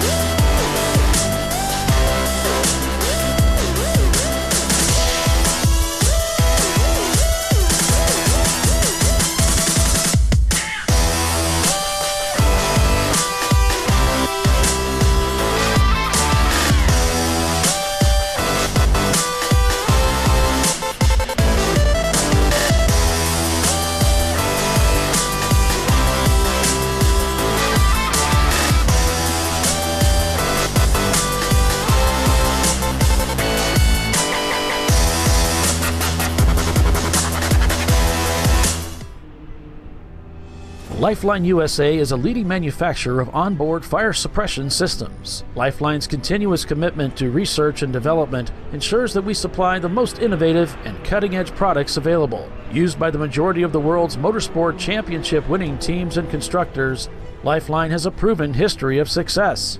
Lifeline offers a complete range of fire suppression systems for all budgets and needs, and we continue to push development and limits on both extinguishant materials and our patented delivery systems to make the race car environment almost as safe as sitting on your sofa at home.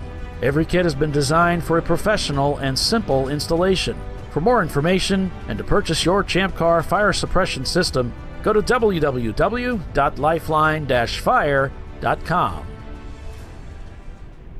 Discovery Parts is a veteran-owned racing and safety equipment company located inside Atlanta Motorsports Park in Dawsonville, Georgia. We take pride in being a reseller of the best of the industry to Champcar teams and drivers. We know racing, love racing, and look forward to tomorrow to even more racing. Visit us at discoveryparts.com.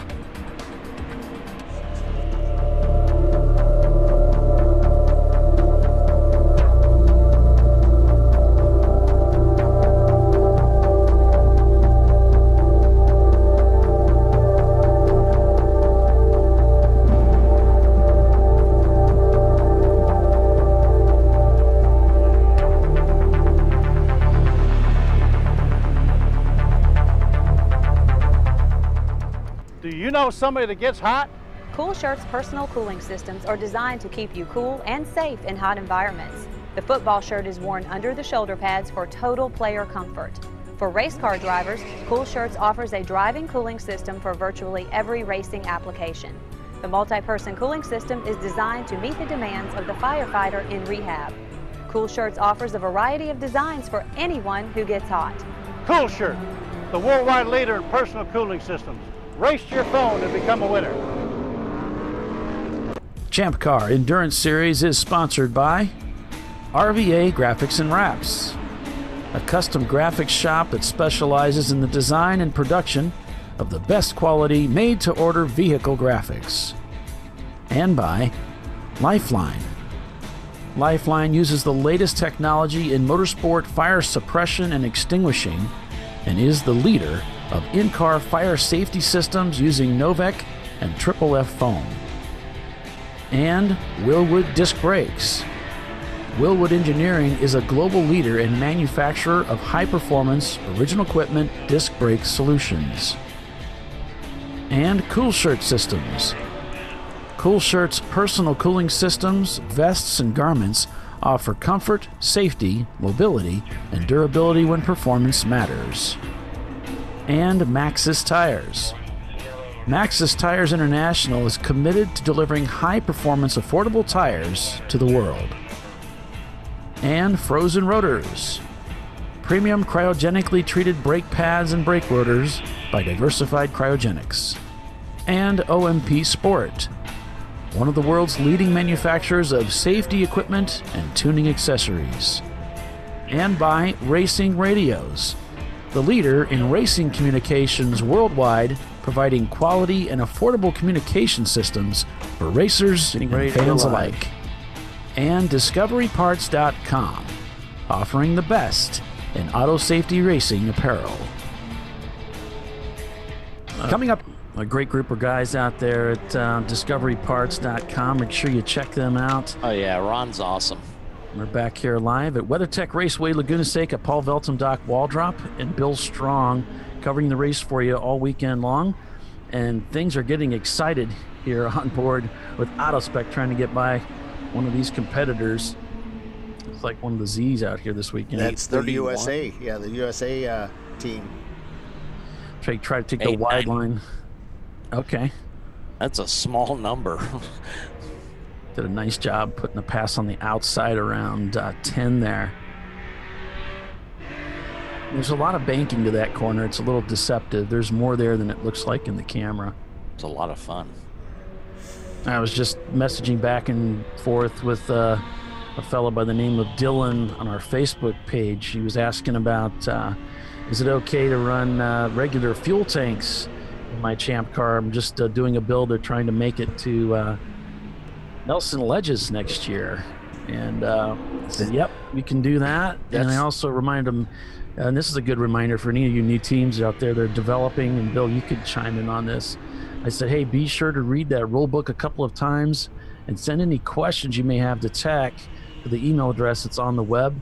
Make sure you get everything squared away. Be sure that roll cage is welded up properly. That's a big one. Yeah, that's the big thing. Is like a lot of teams have pro cage builders do their cages, and then we get them and they're like missing a lot of welds. So either those pros are getting phone calls during the process and they're missing stuff for getting things, but you need, before you take that car off the property of your welder, you take a little mini flashlight or a big flashlight or something, and your finger, make sure the cage is cold, and go around every single weld. Make sure you can't feel holes or just things like that. They got to be 360 welds everywhere. Yep. So make certain that it's done right, or you won't be racing. And there is an extensive section on roll cages telling you exactly what needs to be done.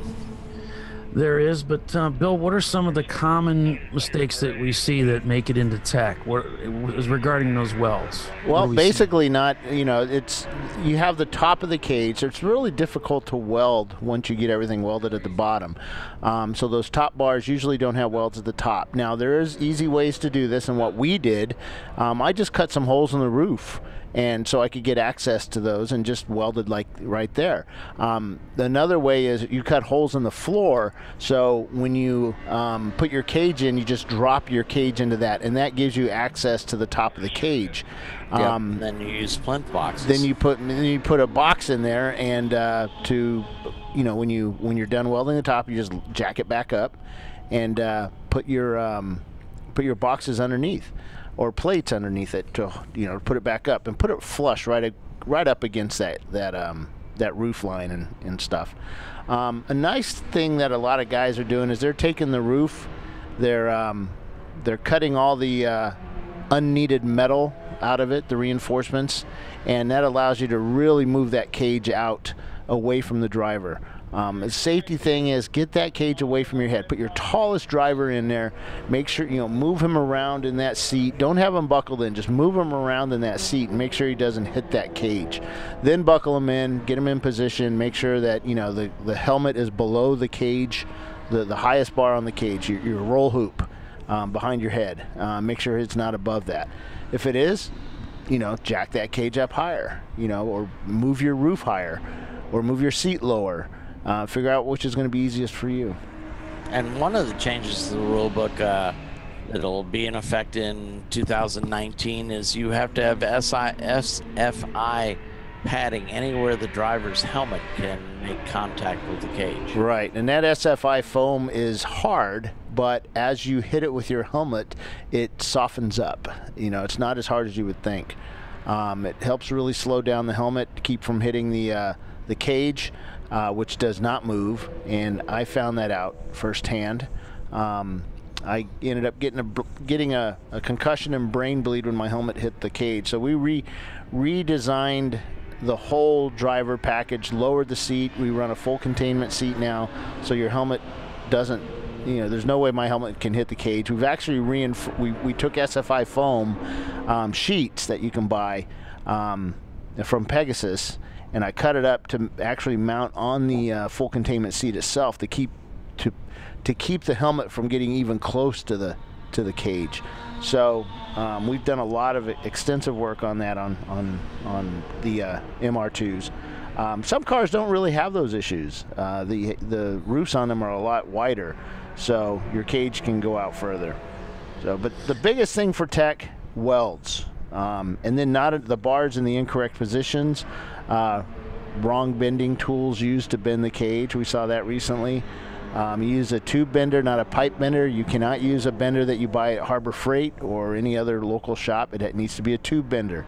They're sold online. I got mine from Speedway Motors.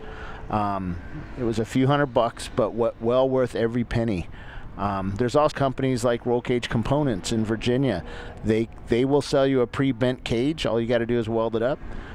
Trim it up to make everything fit, but they're a good company. A lot of guys use that company. Yeah, we use Roll Cage Components. So I get all my tube from them. We've done a couple of cages from them.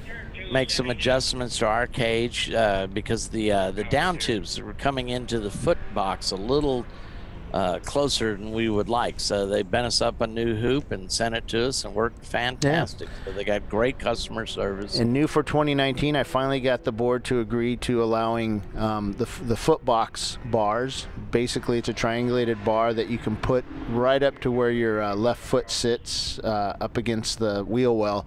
And what that does is if you get T-boned or you hit something hard, it keeps that wheel from pushing the sheet metal into the pedal box and crushing your feet. We think that guys want to keep their feet not crushed, so they now allow that point free. Well, I wear those. Ooh, I don't like that. Yeah, that doesn't look good. I wear high top racing shoes simply because my foot has hit a cage before and it hurts. Yeah, well, you don't want that stuff coming in on your feet and your feet. Whoa, hold on. 22 car.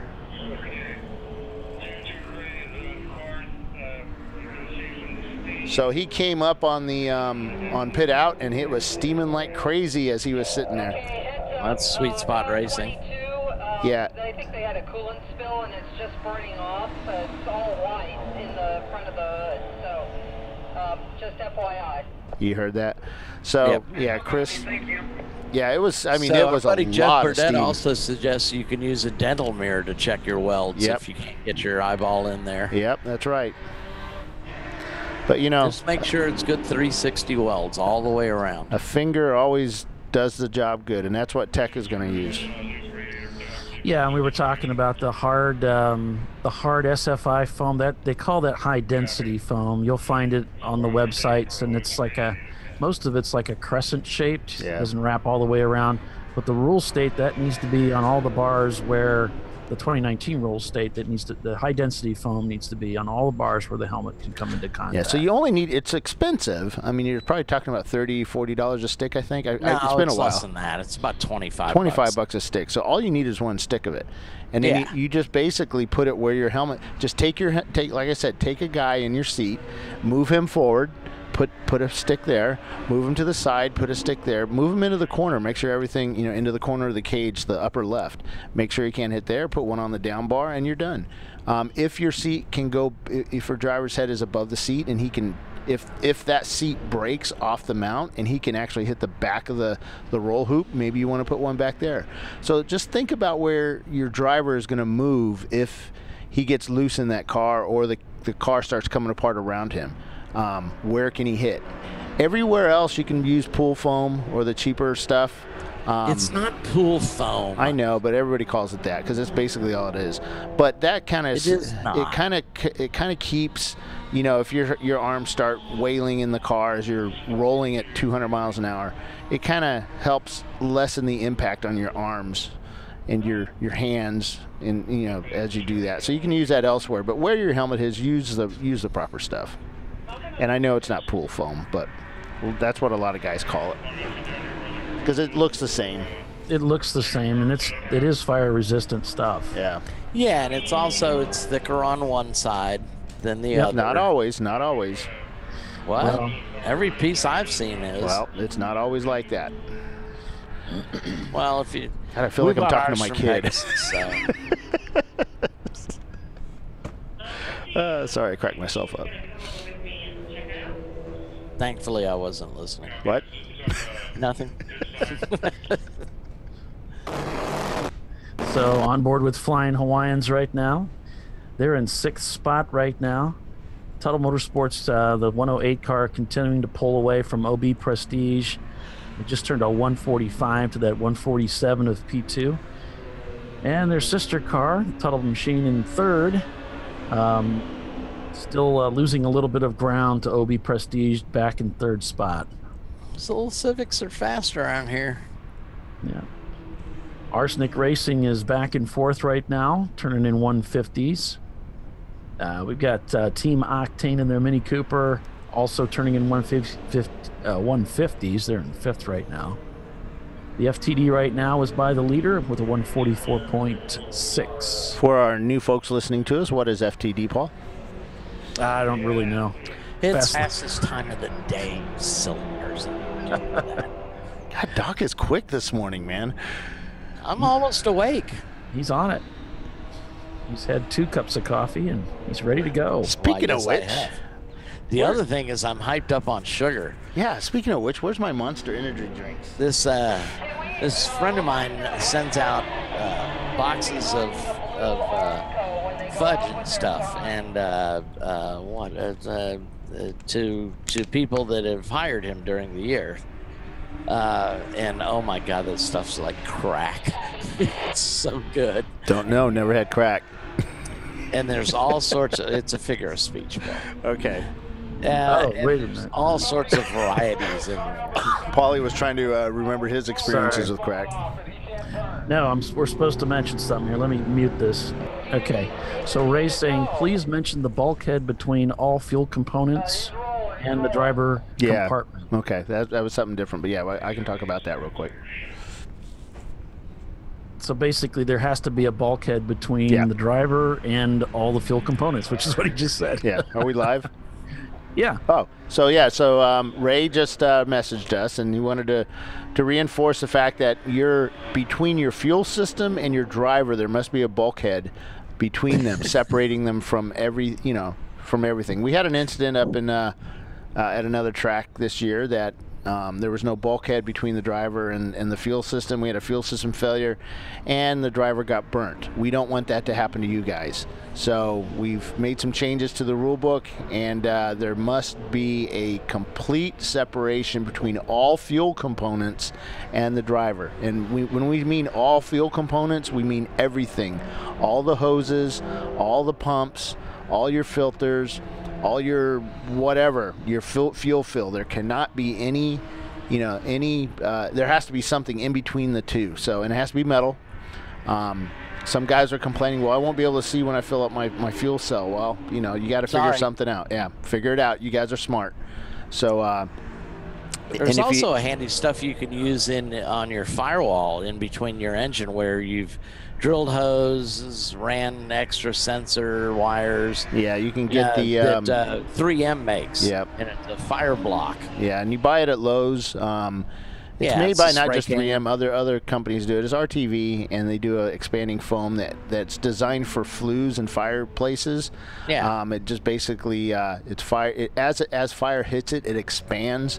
What we do is we run metal plate actually aluminum plate in between some of the holes, and then we line it with seal it up with the RTV, because fuel atomize it will work its way everywhere into the interior car. So it's good to go especially through there. you E30 guys that have drilled holes to pound your rocker shafts through your firewall. Yeah, so that we used a metal plate over those. Yeah, and that and the Porsches with the big, they remove the heating cores and stuff like that, and they have this huge 1 foot by 10-inch hole that goes directly into the passenger compartment. Yeah, passenger compartment or engine compartment, whichever way you're looking. And that's a big place for fuel just to go. It's a great vent. How did that go? That's what I thought. That's what it sounds like when the fire starts. Yeah. Yeah, the E36 Let me add a little more has one bass of to those that. too. Yeah. It's a dash center. It's a big. We have a big panel that we put in, and it was riveted in, but I put the foam in there as the rivet was going in. That takes care of that. So don't just rivet them shut. Seal them up too. Those vapors can get through anything. Man, far be it from me to criticize another driver, but I keep both my hands on the wheel. I'm just thinking something of really smart to say, but I can't think of anything right now. Well, he has to shift too, Doc. Well, yeah, but anytime you're not shifting, I'd keep my hand on the wheel. I keep both my hands on the wheel. It doesn't stop me from crashing, but it makes me feel better. Yeah. I personally like those little wheels that you clamp onto it, and you can just use one hand to. Yes, suicide knob. Billy Badass, that's what they call me, man. I'd love to mount one on my car just to take it through tech. But you have to put SFI foam on it. Yeah. That's the last thing you want going into your chest. Just suicide knob. That'd be hysterical. Yeah, I've ruled out the chain steering wheel. I like those. Actually, I have one at home, but I've been debating putting it on things. Just to try it once, right? No, well, I wouldn't use it in racing because my guys would just shoot me. But it's we may put it on the Opal.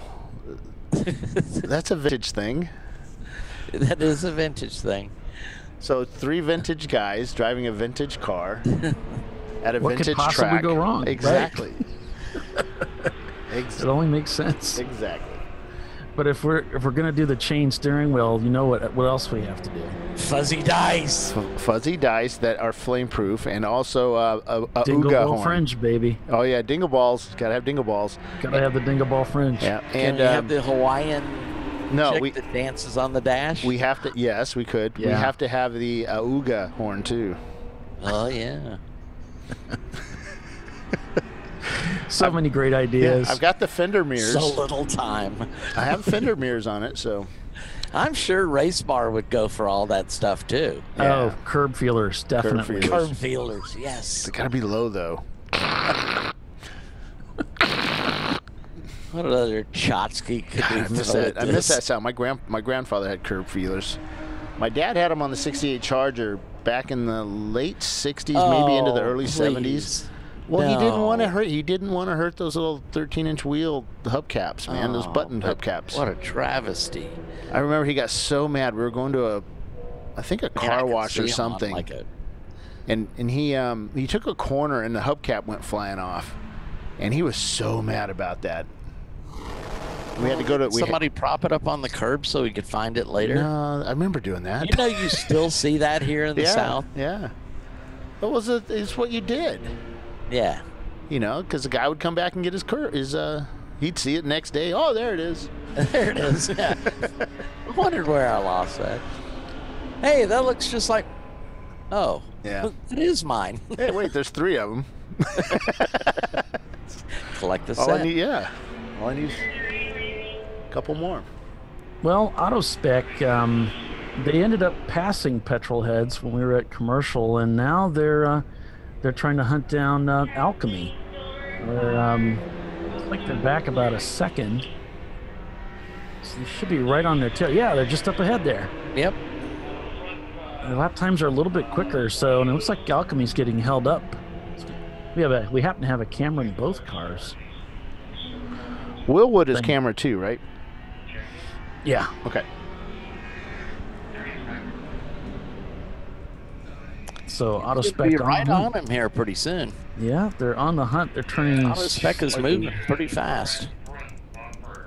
Second faster last time, Yep. or half a second. Maybe. There's Alchemy chasing down a black car.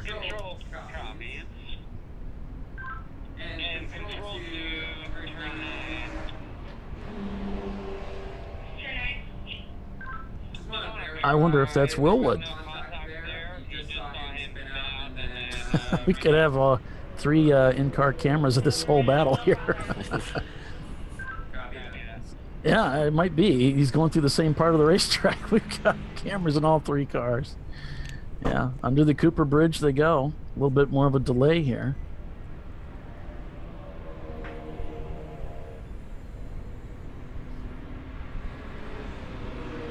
.515 is leaving pit lane right now, along with the Volkswagen Beetle or Rabbit that was in our special this morning. Thank you, Paul, for doing that. That was pretty awesome. Yeah, that was fun. That was a lot of fun. It was a great little story that developed yesterday. I'll have to show it again. No, don't. It's a one-time. It's going to be like that Apple commercial. We only show it once. It'll be that famous, huh? Sorry, folks, you missed it. If you didn't get up early. Well, remember, it's not early on your coast. Well, yeah. Well, You don't know my friends. Oh, they're still recovering? Possibly. What do you mean, they? I'm confused. So we've got Willwood Racing out in the front of this trio, heading out onto the front straightaway. The timing's a little different from camera to camera, but I think that's just because of the way that YouTube processes everything. Alchemy in the middle, and Auto Spec trailing. 3 Miatas. They do Now, stick together. If they do take each other, if they take all 3 out, I'm not moving those cameras around. Yeah, Bill, thanks for putting the cameras in all these cars today. It certainly makes it a lot more fun to watch. What, me putting the cameras in? Because Yeah. I struggle? Yeah, I was watching the whole time. It was great. Yeah, I kind of freaked out. I'm going to listen to the stereo as I go over, because there was some good talk radio on this morning about how people snap on my way into the track this morning, and that was kind of interesting to listen to, because I now have a lot of excuses for when I snap. So so I hopped in the car. I have all the radios, or I call the cameras radios, but all the radios in the car, and I'm driving around the track trying to find out where all the cars are, and I had the stereo playing. It was playing some, some new tune, and then I realized, oh my God, I can't, YouTube will hear that music and freak out and start banning all my accounts, and like every, yeah, that would not have been fun. Right. Big Brother is watching. Or I'm going to get a lot of ads about, Sade or something. I don't know who was singing. I just, made up a name. That's Dating an awesome yourself, shot. Bill. What? See if all 3 can go under the Mustang, and they do. Each of them thinking, I don't want to get separated. Here comes Tuttle on the left side. He's gonna smoke He's by gonna all blow of them. past everybody. Yeah. He thinks he's so fast. He is pretty fast, He Bill. listens to our show, by the way. Doesn't everybody listen to our show? No, but he really listens to it. He takes notes. Hence your weekly phone call. Yeah, that's why he said, I want you fired. I told him we'd talk a lot about him this weekend. Tuttle. You do have a man crush on Tuttle, though. He's probably got his PR agent, taking down every time he's mentioned. Like an ad tracker. No, I make fun of the fact that he likes the Cleveland Browns. The Cleveland Browns won yesterday. Brian's got to be ecstatic. What? Yeah, no, they did. They won. They've won like 6 games. So the town of Cleveland is going nuts then. Yeah. back on board with Autospec, trying to chase down both Willwood and Alchemy, which is just up ahead. Another car's gotten in between them now. Looks like the Willwood Miata put a pass on one of the slower cars. And Tuttle managed to get by all three of them. Flying Hawaiian's up to 6th right now, but it's Tuttle Motorsports that made the pass early on and is just continuing to gap the field, running 146s, 145s. They've set the fastest lap time of the day at 144.6. OB Prestige in their Honda Civic is P2. The sister car of the Tuttle Motorsports clan, the 107 car, is 3rd. Arsenic Racing is in 4th. We've been following along with them. Team Octane and their Mini is 5th. The Flying Hawaiians in 6th. Mr. Angry Motorsports in 7th. Alchemy Autosport in 8th. And Autospec Racing in 9th. We're on board with them right now. And Petrolheads and their Mercedes are 10th. I'm getting a full course caution over Race Hero. That may or may not be the truth, so we'll turn to Bill for that. We've got a car disabled. The 108 making the pass on 7-6. Autospec. So 7-6 is at driver's right somewhere in the track, stalled. So we've gone full course yellow. What car was that, Bill? 7-6. Sorry, Bill. 76. 76. That not the Canyon Racers? Yes, it is. I think our pace truck is getting ready to pick up the field. Oh, yeah, there they are. They're at the top of the corkscrew, Bill. Where are they? They're at the top of the corkscrew. Why are we going pace Full car? course yellow is because we have a disabled vehicle turn 8 in an unsafe impact area. All right. Yeah, so he's in the strike zone. Yeah, so it's at turn 8. Yeah. It's in a not a good spot, so they're going to bring the field under control and slow it down so that our safety workers can get out there and get this guy taken care of. Yep, so we've reached the bottom of the hour. We've gone full course caution to retrieve a stranded car. We're going to step away for a quick break, and we'll be back in just a moment. You're watching the WeatherTech Raceway Laguna Seca Race, the Champ Car Endurance Series, presented by RVA Graphics and Wraps on Champ Car Live. Stay with us, everyone. Back in a moment.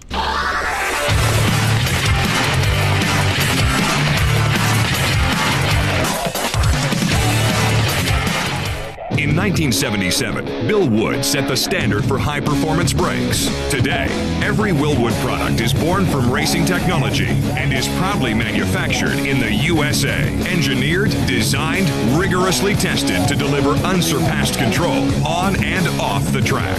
Whether it's for cruising or absolute performance, Willwood has an application for the ultimate stopping experience. Race-proven, street-ready, drive Willwood.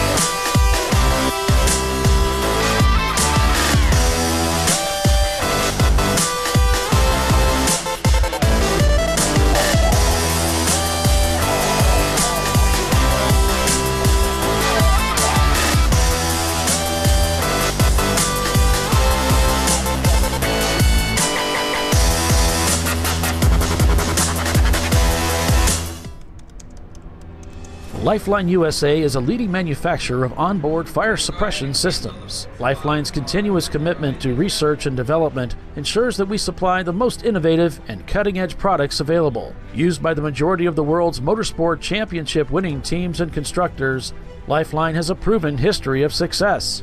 Lifeline offers a complete range of fire suppression systems for all budgets and needs, and we continue to push development and limits on both extinguishant materials and our patented delivery systems to make the race car environment almost as safe as sitting on your sofa at home. Every kit has been designed for a professional and simple installation. For more information and to purchase your Champcar fire suppression system, go to www.lifeline-fire.com. Discovery Parts is a veteran-owned racing and safety equipment company located inside Atlanta Motorsports Park in Dawsonville, Georgia. We take pride in being a reseller of the best of the industry to Champcar teams and drivers. We know racing, love racing, and look forward to tomorrow to even more racing. Visit us at discoveryparts.com.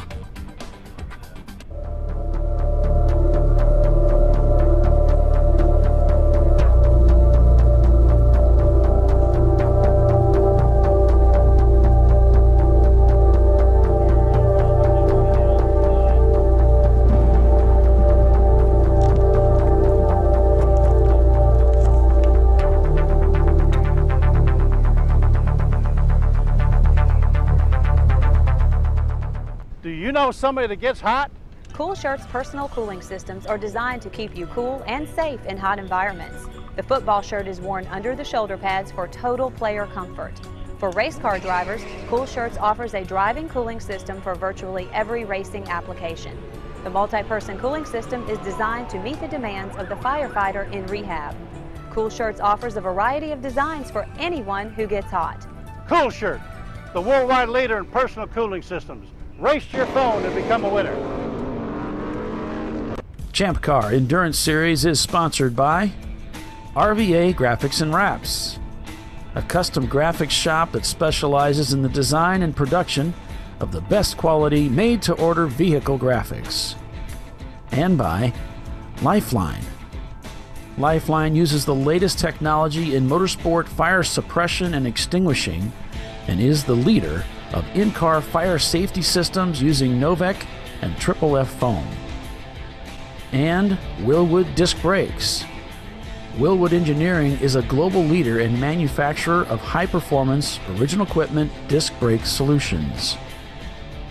And Cool Shirt Systems. Cool Shirt's personal cooling systems, vests, and garments offer comfort, safety, mobility, and durability when performance matters. And Maxxis Tires. Maxxis Tires International is committed to delivering high-performance, affordable tires to the world. And Frozen Rotors. Premium cryogenically treated brake pads and brake rotors by Diversified Cryogenics. And OMP Sport, one of the world's leading manufacturers of safety equipment and tuning accessories. And by Racing Radios, the leader in racing communications worldwide, providing quality and affordable communication systems for racers and fans alike. And DiscoveryParts.com, offering the best in auto safety racing apparel.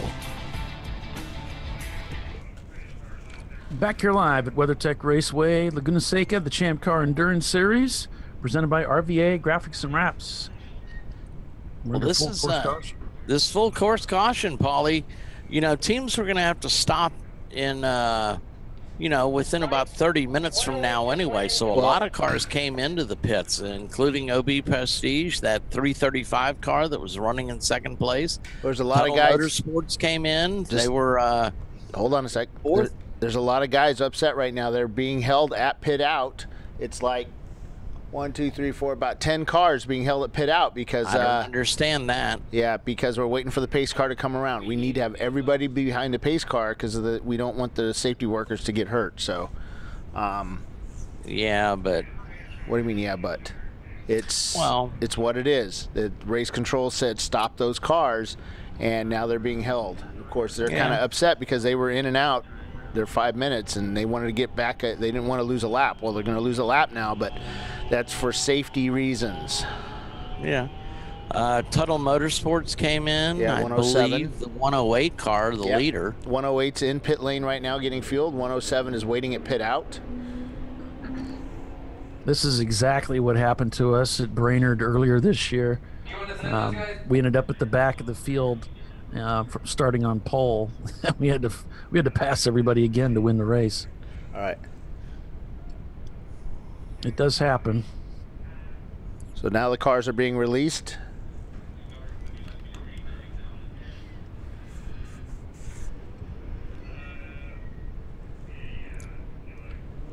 If you go to my tower cam, you can see Alchemy doing their field stop with the 94 right behind him, still with the car up into the air on pit lane. It scrunched a bit there, Paul. Yeah. That's all right. There's Willwood in the pits now. See them putting on, that's Caesar, I think. That's his uniform. He's putting on the arm restraints because they don't have a roof on the car. Keeps their arms from flailing about in case the car gets out of control. Yeah, it's for rollover protection, keep your arms from getting smashed, which is something that happens in cars that aren't equipped. So those are required in Champ Car, unless you run a roof or a roof net. He's shaking the car. You might be trying to burp a little bit as they're filling it. Yep, that's exactly what they're doing. Control, Stuart. Go, Rachel. In Miatas, it's another one of those cars you have to kind of nurse it at the end on the stock tank, and yeah, same thing with the E30. Of course, the filler is right behind the driver on the quarter panel there. Kind of drops straight in, kind of like a real race car in many ways. Some of the old race cars you filled from the top.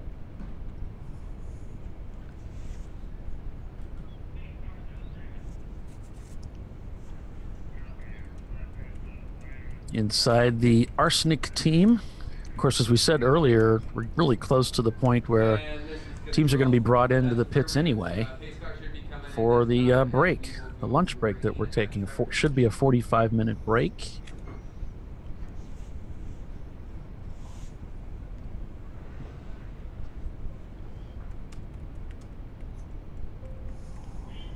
Arsenic Racing currently shown back in P2 right now with the shakeup in the pits, with some of the teams like Tuttle hopping into the pits during that full course caution, hoping to take advantage of that. I'm not sure it's going to work out to their advantage. It might actually hurt them. Well, and the goodness sake of being such a short track in the